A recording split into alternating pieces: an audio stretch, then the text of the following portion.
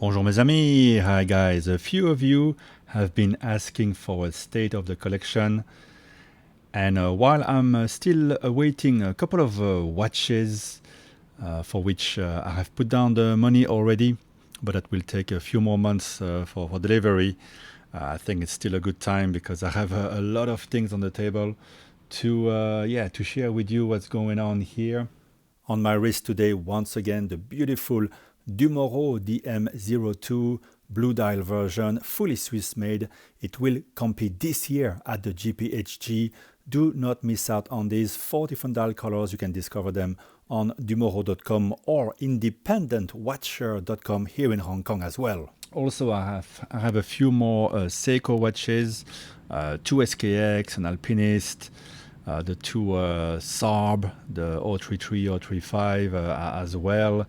A couple of more unusual ones that is in storage, but I think we have enough here on the table to make a really good, fun video. Not really sure where to start. Some of these, obviously, this is a lot. This is too much, and usually early in the year with the new releases, I kind of want to try everything, like this new version of the Black Bay GMT, the James Bond Omega, or this Omega Aquaterra World Timer. And then towards the end of the year, I feel more like reducing because I love to wear all these pieces. They all get some wrist time, but not enough wrist time. And at some point, you want to enjoy really the ones that you prefer. Now, although this seems like a lot of watches, I know people who have one watch worth more than all of this. So most of this is a fairly common brands, but I try to look for the uncommon model sometimes within the brands. So maybe let's start with the Keeper Forevers, the ones that there's no intention, no reason to ever sell. I think you gotta have a good diver, a good chronograph, and an explorer in the collection. So if I have just one of these watches, I'd be super happy. This is my Speedmaster Moonwatch Professional with the Hasselite on the big bracelet, the previous generation with the 1861 caliber.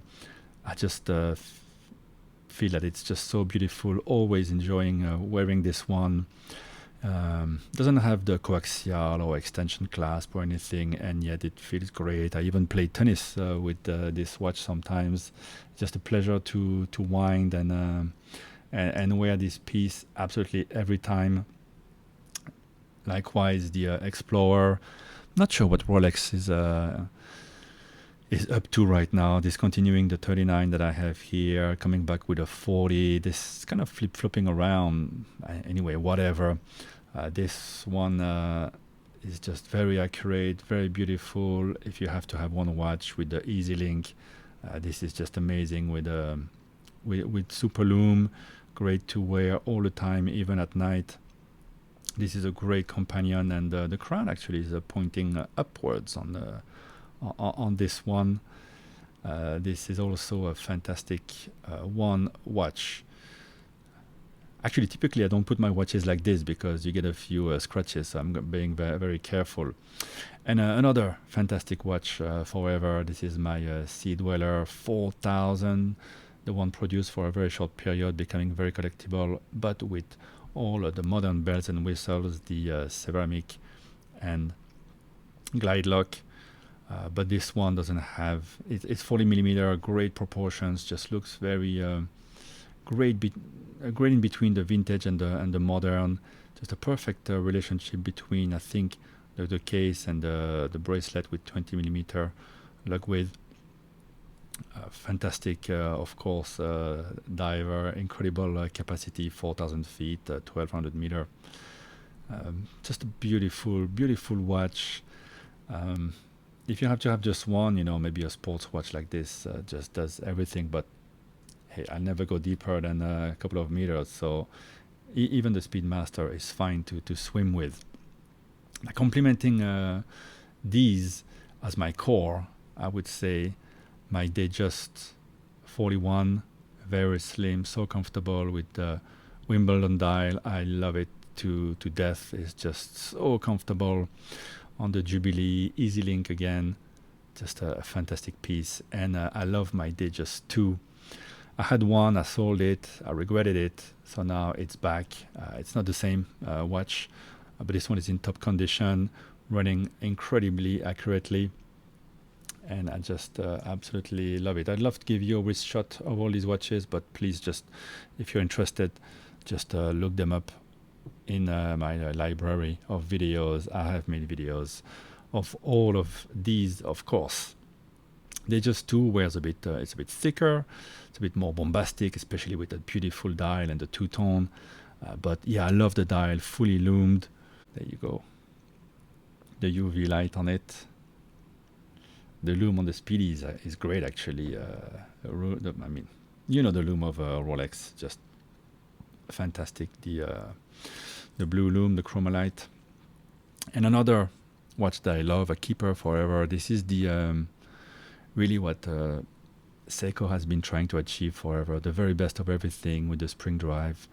This one from the Elegant collection, SBG Y013, I believe. It is absolutely perfect with the Omiwatari dial.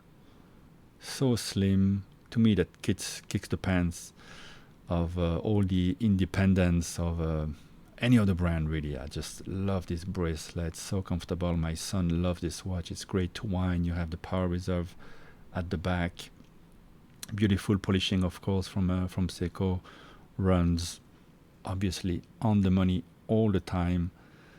This is man, what a watch. I just love wearing it. The feeling of wearing this watch is perfect, and from there on I don't really care what they release, which colors.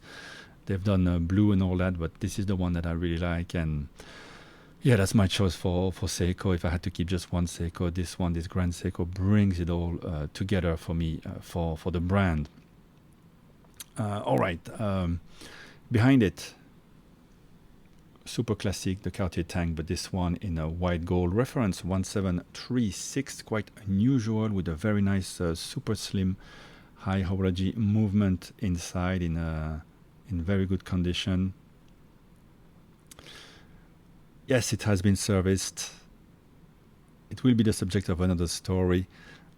Service was for free, but they they didn't polish it. I asked not to polish it, but they changed the dial, so we'll notice it says Swiss made, and I had to request to get the old Swiss dial back, and I have it between you and me and the plant, because normally they don't give them back. They will, I don't know what they will do with them. You can't throw away a beautiful dial, but yeah, the replacement dials, you gotta be careful. They're from post the change of regulation in Switzerland, and now it says Swiss made, which adds 50% more words to the dial of my of my watch. Yeah, anyway, I got a great price for this one. Prices are on the rise. It's very close to the CPCP ones, but it's not a CPCP.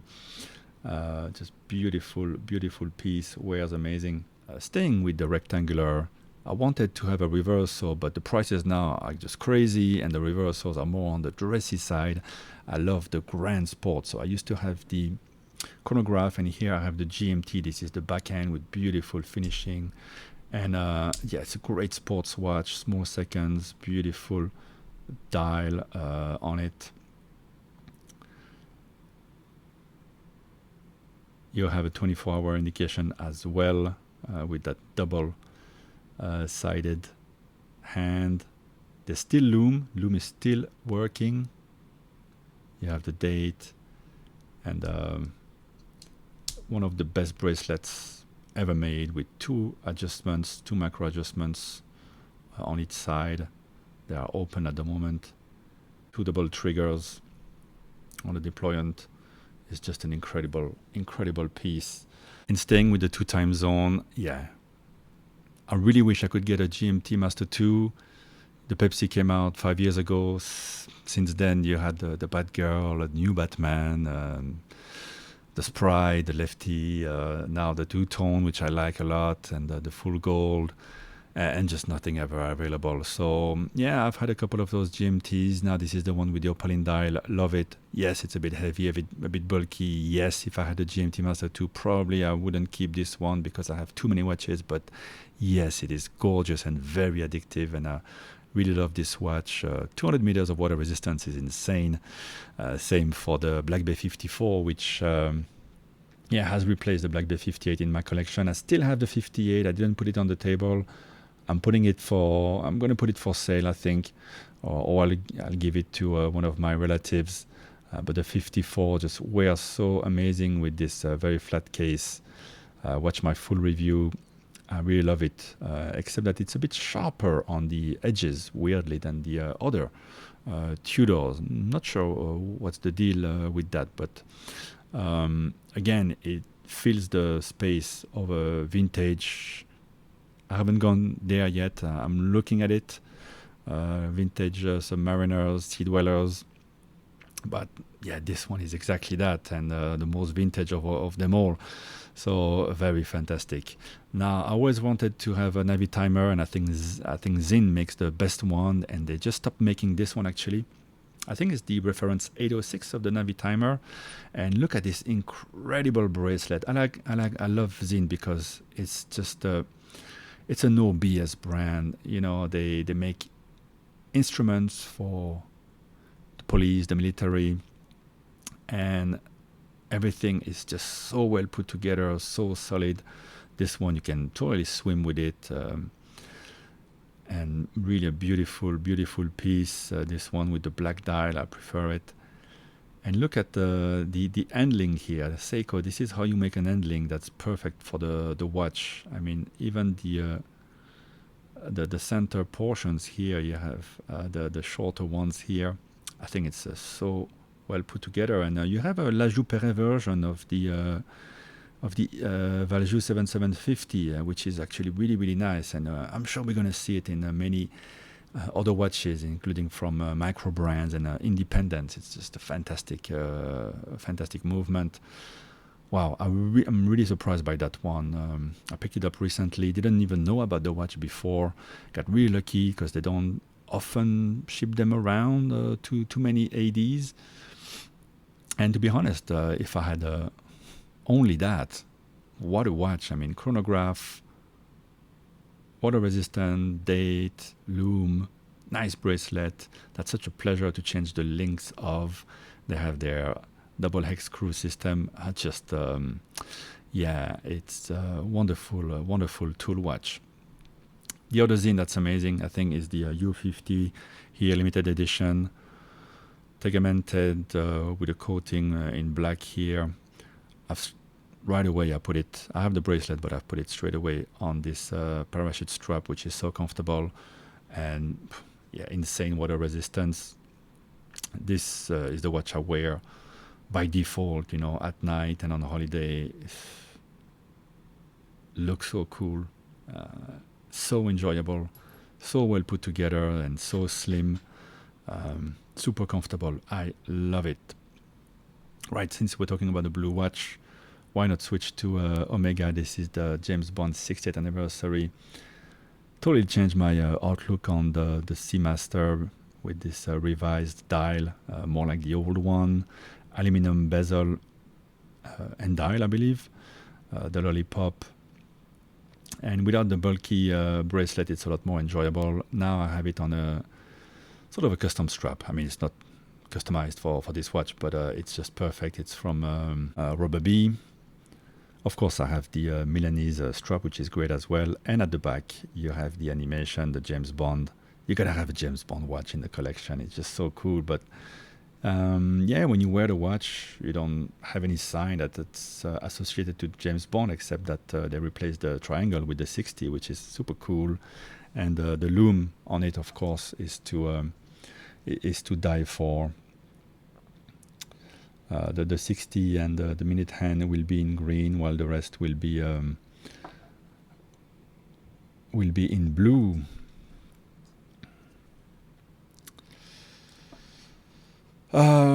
Staying with Omega, I have the Aquaterra World Timer in green with Sedna Gold.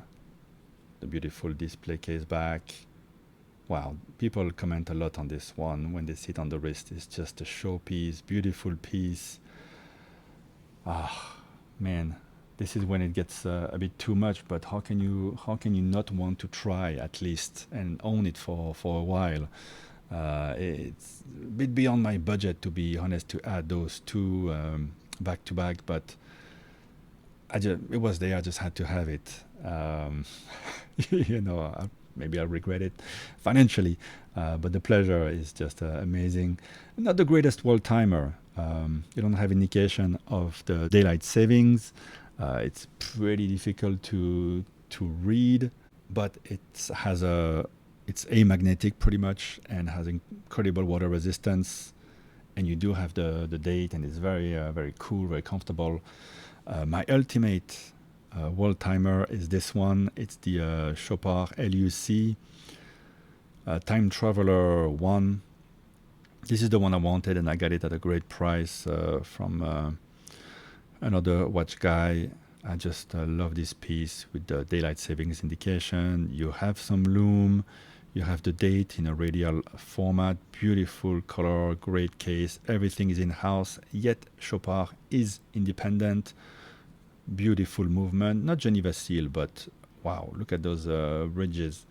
This one is super, super special. It has the look of the super compressor case, like the Longines there, but it's not I don't think it's very water resistant. I wouldn't take it to the water. I think it would be okay, but I've put it on this rubber strap.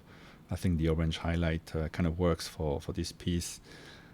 Just a wonderful world timer and very legible. So it's 42 millimeter, maybe 41, I think 42, which for some people will be too big. For me, it's just right because it's a bit sportier, especially on this strap, but it makes it a lot more legible. Okay, what else do we have on the table? I have my 3 Tudor Prince Date Day. I might add one or two more variations, but I'm picking these up while I still can here in Hong Kong. I'm getting them full set in great conditions. Maybe I won't keep them forever. Maybe I'll just keep this one. It's my favorite variation. But I think these are collectibles. No way they're gonna lose money. I think they're gonna gradually increase, and they just wear beautifully and a bit original. And you get the day complication on top of the date.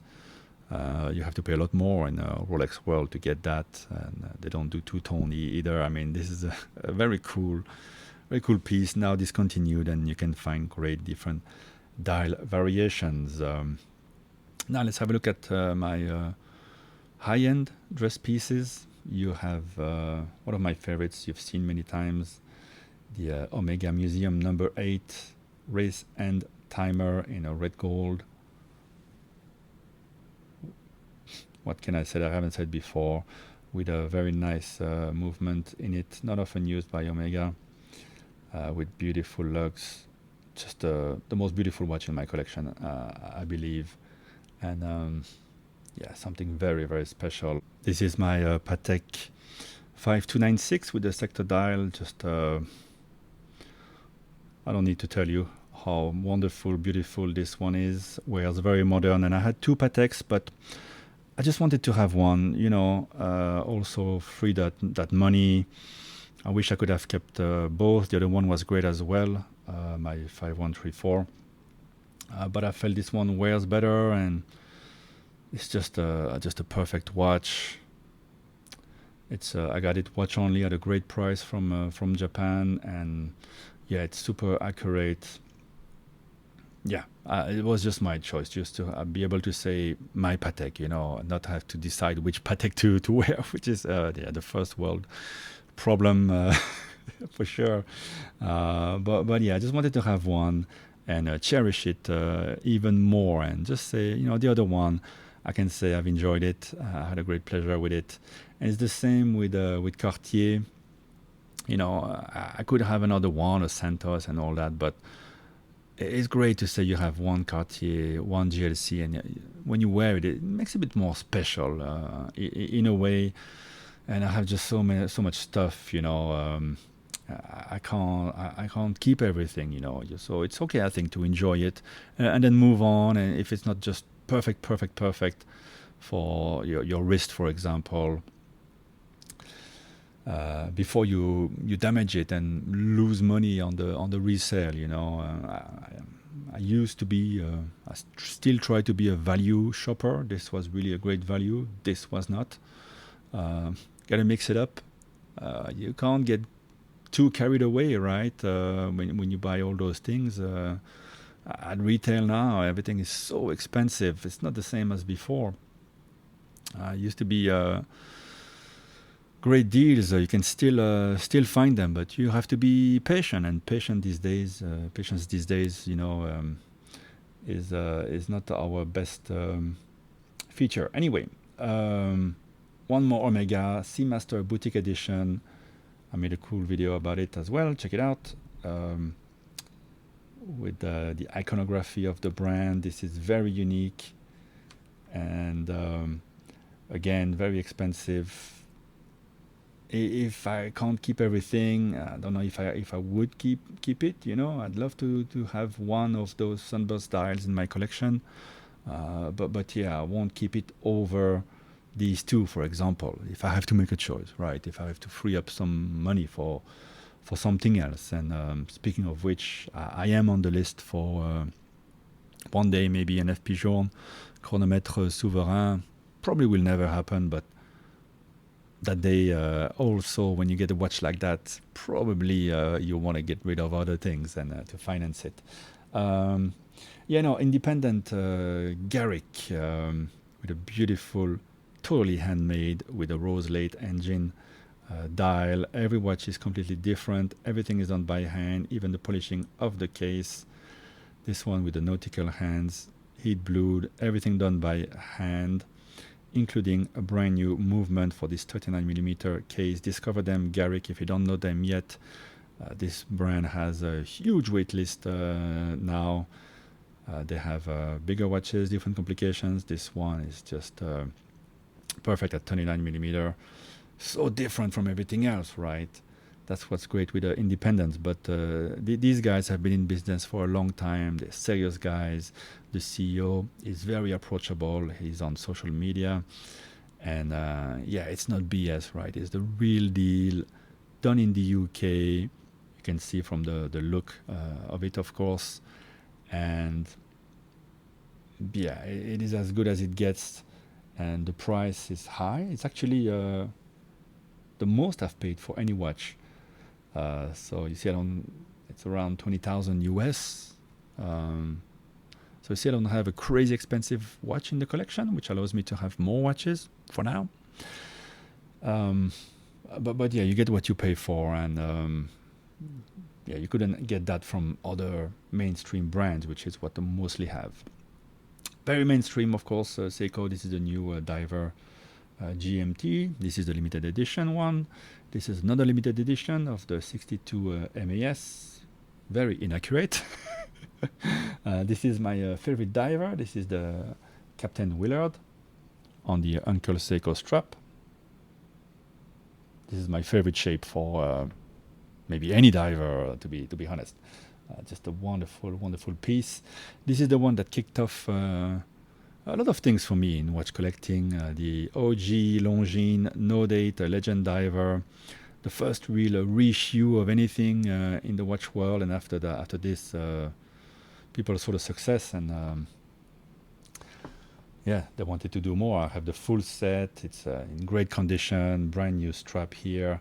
I've had it serviced, so it runs great with that super good ETA. ETA adaptation as well here for the Hamilton with the dated complication. This is the Interstellar model, although this one has the more modern, what is it called, H80 movement. It's a beautiful watch with a custom strap here. Very fun, cool loom on this piece. doesn't cost a lot, and see, you have a lot of fun. So you don't have to spend millions, right? It's a fantastic piece. This is a little Omega Speedmaster. What is it called? A Speedmaster Date, a Japan edition, with a 7750 base, so it's integrated. It's not a modular like the reduced.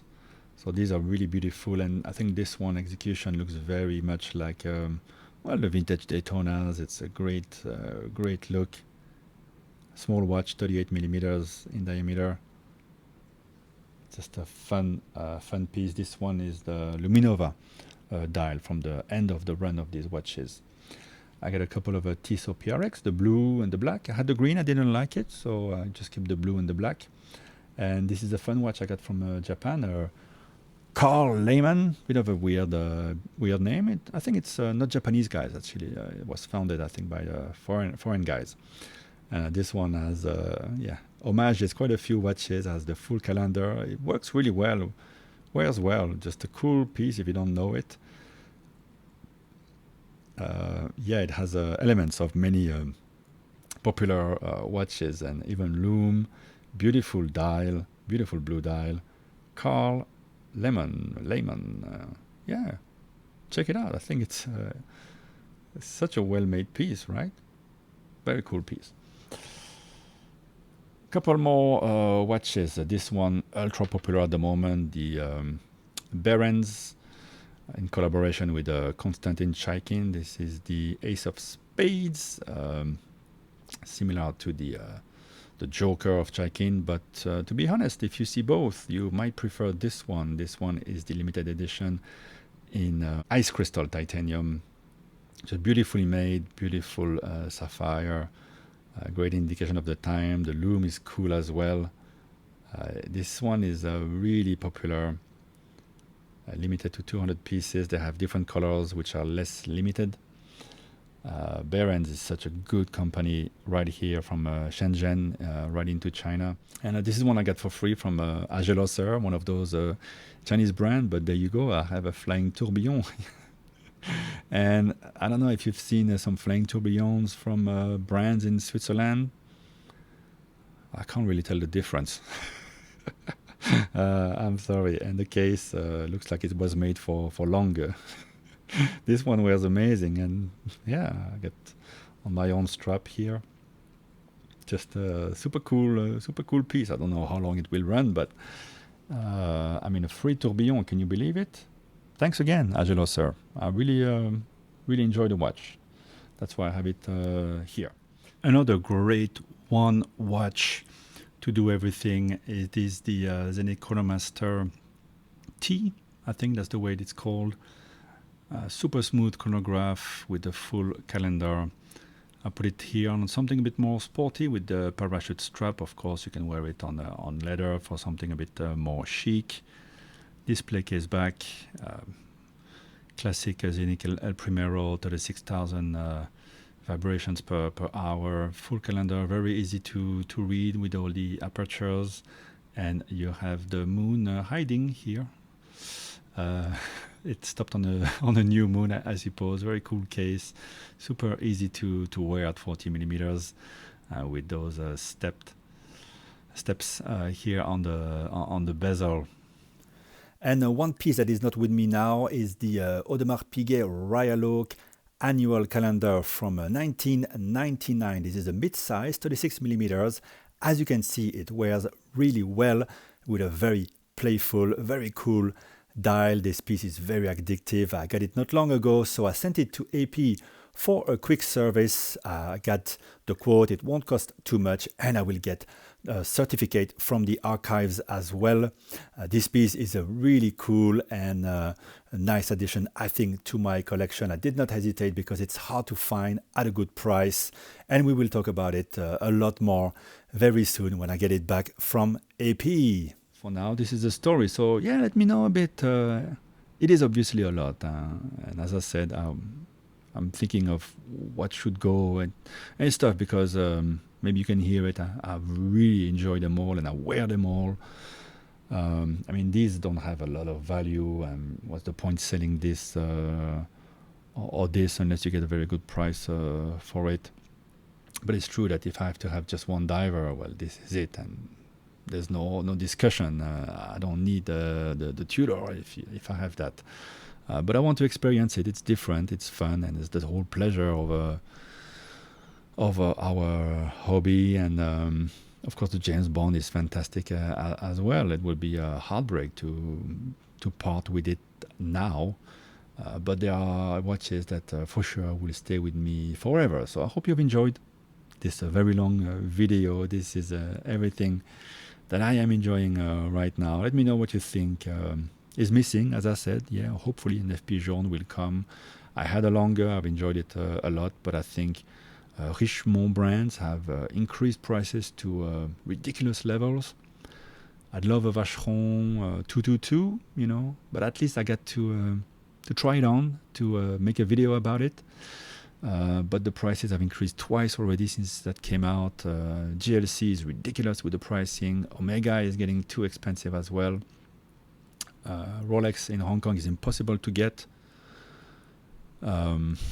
So, yeah, you're a bit limited, which is good. I should be limited in what I can purchase. But yeah, there's a lot here, and I mean, you own this. What else do you need? Or you can just wear your customized piece from Garrick and just feel very, very, very lucky. All right, enough of my ramblings. Let me know what you think in the comments, and maybe give the video a like. And most of you watching are not subscribed actually, so for once I will ask you, maybe subscribe, and you will see more about these watches and the next one and the ones that I sell. And if there's something that you love in here, you can always shoot me an email at upticwr@gmail.com, and you can always ask me if I'm selling. I think you can tell which ones are keepers for forever, and the ones the most here in the middle. But doesn't hurt to ask, and I will just simply reply yes or no. There you go, guys. Thank you for watching. Bye bye.